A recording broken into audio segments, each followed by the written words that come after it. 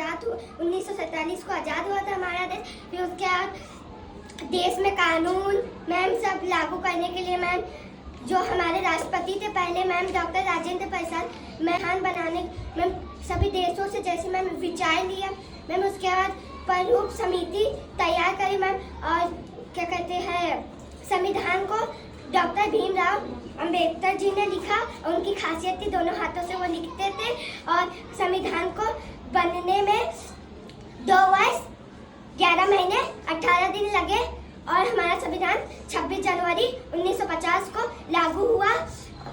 हमारे संविधान की विशेष बातें हैं 6 मौलिक अधिकार, 11 मूल कर्तव्य है।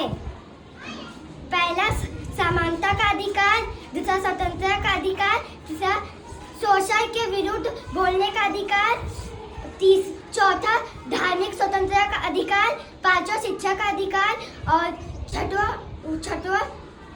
सार्वजनिक उपचार का अधिकार।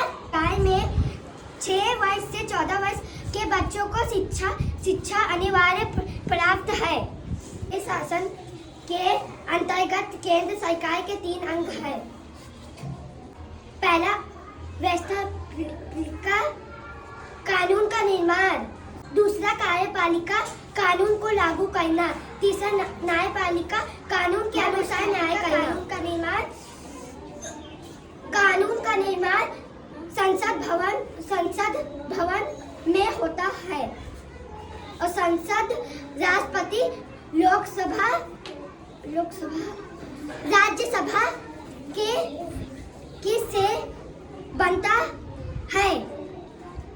सभा को उच्च सदन कहते हैं और लोकसभा को निम्न सदन कहते हैं। न्यायपालिका कानून को लागू करना, केंद्रीय कार्यपालिका का प्रमुख राष्ट्रपति होता है। राष्ट्र का प्रथम नागरिक राष्ट्रपति होता है। जल थल व वायु सेना का सर्वोच्च सेनापति राष्ट्रपति होता है।